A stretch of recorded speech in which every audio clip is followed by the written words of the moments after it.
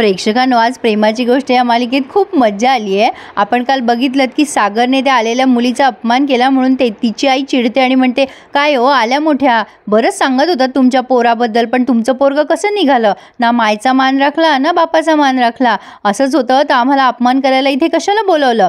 इंद्राताई त्यांना समजून सांगत असतात की असा माझा मुलगा नाही हो, काहीतरी काळजीत असेल, मी त्याच्याशी बोलून येते। पण आता सागरच्या वडिलांना पण त्याचा फार राग आलाय। सागर त्याच्या खोलीत जाऊन पाणी पित असतो। इंद्राताई येतात आणि त्याचा चेहरा पुसतात। त्याला म्हणतात, सागर अरे तुला दुःख झालं म्हणून सगळ्यांना दुःख देत फिरू नकोस रे बाबा, का असं करतोस, जुन्या आठवणी सोडून दे। अरे जुन्या आठवणी वाईट आहेत तुझ्या, त्यासारख्या कुरवाळत बसू नकोस, नवीन आठवणी तयार कर, नवीन पोरींना भेट, अरे लग्न कर रे बाबा, माझी एवढी इच्छा पूर्ण कर। त्या खूप छान समजवतात सागरला की तुझ्या आठवणी सोडून दे, त्यांना भेट। सागर वैतागून म्हणतो, म्हणजे तुला त्यांना मला भेटवायचंच आहे का शेवटी। तेव्हा इंद्राताई त्याला बळजबरी पुन्हा त्या मुलीकडे घेऊन जातात, पण आता सागर तिथे येऊन पुन्हा चिडतो। इंद्राताई आधी म्हणतात, बघा माझा सागर खूप चांगला आहे हो, तो थोडा काळजीत होता ना म्हणून। आता ही मुलगी पण सागरकडे बघायला लागते। तेव्हा सागर म्हणतो, काय आहे ना, तुमच्यासारखे लोक ना इमोशनल फूल बनवतात, आधी काहीतरी वेगळे असतात, दाखवतात वेगळे, वागतात वेगळे। मला ना स्पष्ट बोललेलं आवडतं, जे आहे ना तेच बोला माणसाने, निघा आता, एवढा अपमान करतोय मी तुमचा, कळत नाहीये का। आता ती बाई रागानेच बघायला लागते इंद्राताईंकडे आणि इंद्राताई म्हणत असतात, अरे असं काय करतो सागर, नीट बोलणार आहे त्यांच्याशी, ती पोरगी उपाशी आहे रे तुझ्यासाठी। सागर म्हणतो, मी म्हणलं होतं का तिला उपाशी राहायसाठी, ए गुलाब हिला बिर्याणी बांधून दे आणि चला निघा आता आमच्या घरातून।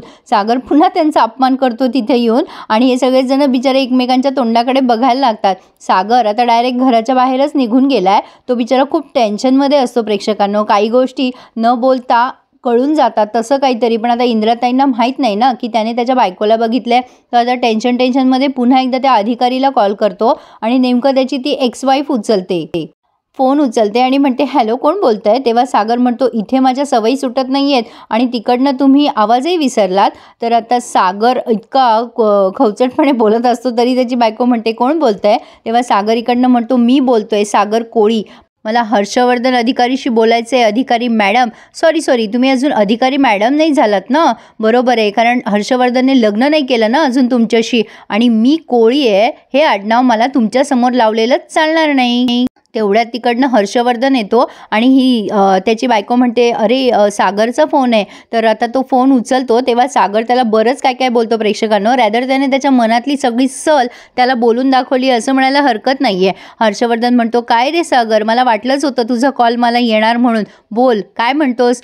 तो हर्षवर्धन म्हणतो, आपलं बोलणं अर्धवटच राहिलं। सागर म्हणतो, अशा बऱ्याच अर्धवट गोष्टी मी माझ्या आयुष्यात सहन केल्यात आणि मला सवय झाली आहे। तेव्हा हर्षवर्धन म्हणतो, दारू प्यायलायस का रे। तेव्हा सागर म्हणतो, मी दारू पिल नाही तर काही करल, पण आपल्यातली जी आग आहे ना ती अजून तशीच आहे आणि ती तशीच राहणार, लक्षात ठेव।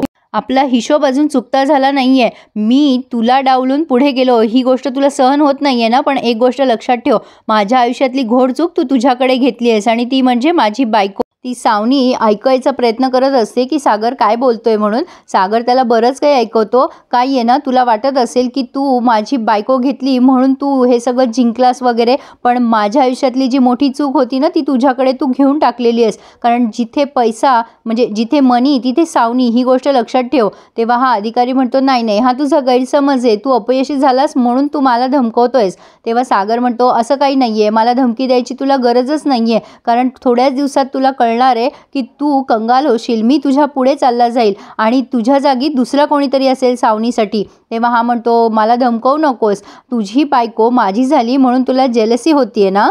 तो हे बोलत असताना सावनीचं बोट जोरात दाबतोय। तर सागर म्हणतो, अजिबात नाही, मला उलट खूप आनंद होतोय की माझं अपयश तू तुझ्याकडे घेतलंस। आता थोडेच दिवस शिल्लक राहिलेत तुझे हर्षवर्धन, तुला सावधान करतोय मी, लक्षात ठेव, तुझ्या जागी नक्की कोणीतरी तिसरं असेल आणि तेव्हा तू सुद्धा असंच दारू पिऊन मला फोन करशील, त्या दिवसाची मी वाट बघेल।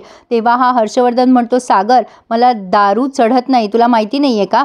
आता सागर हसायला लागतो आणि म्हणतो, काय आहे ना हर्षवर्धन राव, दारू आणि अश्रू चढायला वेळ लागत नाही, वेळ प्रत्येकाची येते, लक्षात ठेव, ही डील आहे आपल्यातली आणि तुला एक दिवस कळेलच की तू कुठल्या जागेवर पोहोचशील आणि मी कुठल्या जागेवर। असं दोघंही जण एकमेकांना काय म्हणता येईल त्याला पाय खिचण्यासारखंच बोलतायत। प्रेक्षकांनो, आता फोन ठेवून देतो तो हर्षवर्धन रागाने। सावनी त्याला विचारते, काय बोलत होता सागर। तेव्हा हा म्हणतो, तो जे काही बोलत होता ना ते कधीच खरं होणार नाही आहे आणि डील आहे ती आमच्यातली, असं म्हणून तो निघून गेलाय. सावनीला कळत नाही डील म्हणजे नेमकी कशाची डील. सागर खूप डिस्टर्ब असतो, तो तिथेच उभा राहून जरा टेन्शनमध्ये म्हणजे असं डोळे वगैरे पुसत असतो तो. तेवढ्यात मुक्ता तिथे येते आणि त्याला बघते. मुक्ता त्याच्याशी पुन्हा बोलायला जाते. खरं तर तिला असं वाटत असतं की नको बोलायला, पण तिला असं वाटतं की सईबद्दल बोलायला हवं. आणि ती सागरला म्हणते, हे बघा एक्सक्यूज मी, मला माहिती आहे आपल्यामध्ये खूप गैरसमज आहेत, तुम्हाला माझ्याशी बोलायची इच्छा नाही आहे, पण मला पुन्हा पुन्हा सईसाठी तुमच्याशी बोलावं लागतं आहे.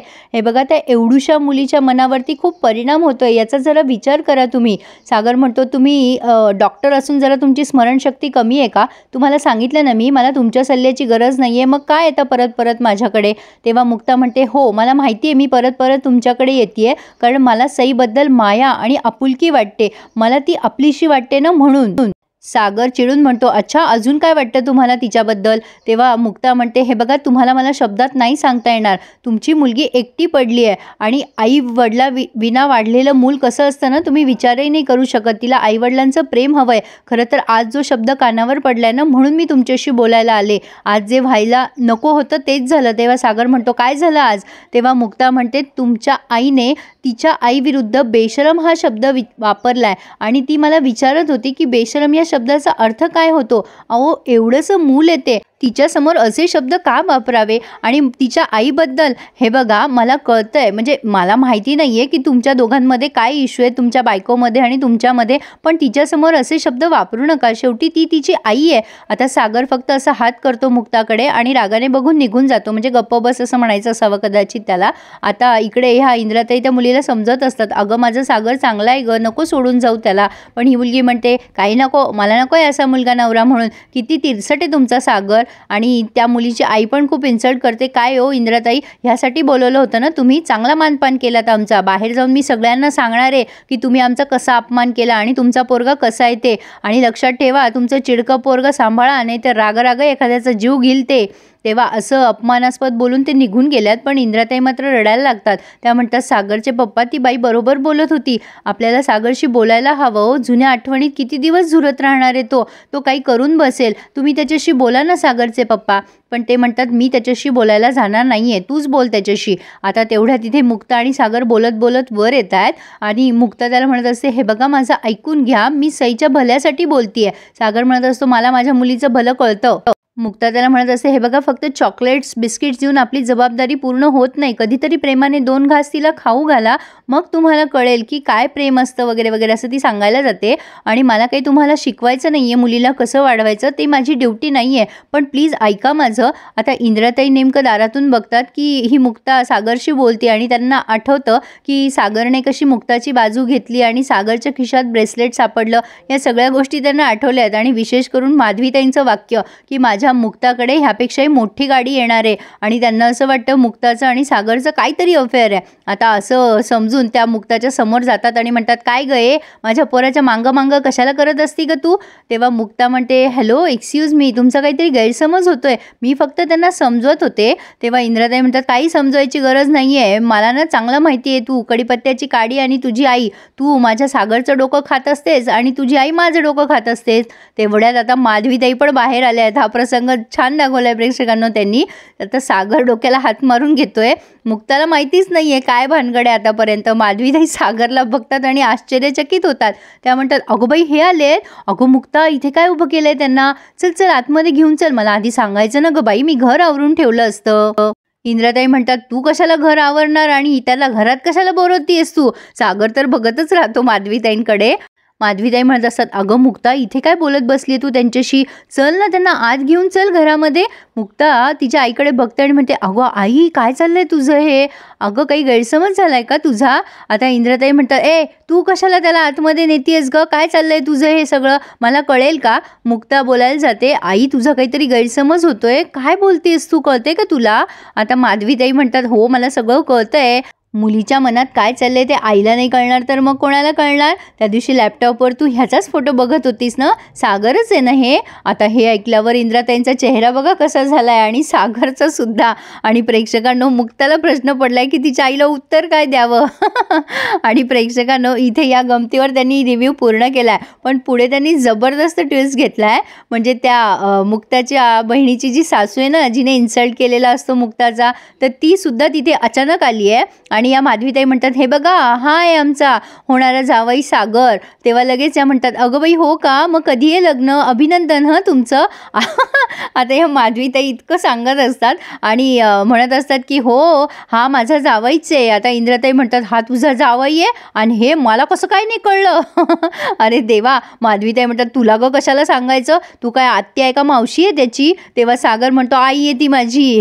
अरे देवा. आणि इंद्राताई आणि माधवीताई दोघीच्या दोघी एकमेकींकडे काहीशा अशा बघायला लागतात. जवळपास आपल्या माधवीताईंना 440चा झटका लागला आहे असं म्हणायला हरकत नाही आहे. काय होईल प्रेक्षकांना उद्या, मजा येईल ना. तर मग माझ्या आवाजामध्ये हा रिव्ह्यू ऐकायला प्लीज विसरू नका. पण त्यासाठी आपल्या चॅनलला मात्र नक्की सबस्क्राईब करा हां. आणि रिव्ह्यू आवडल्यास लाईक करायलाही विसरू नका. Subscribe my channel and enjoy my reviews. धन्यवाद.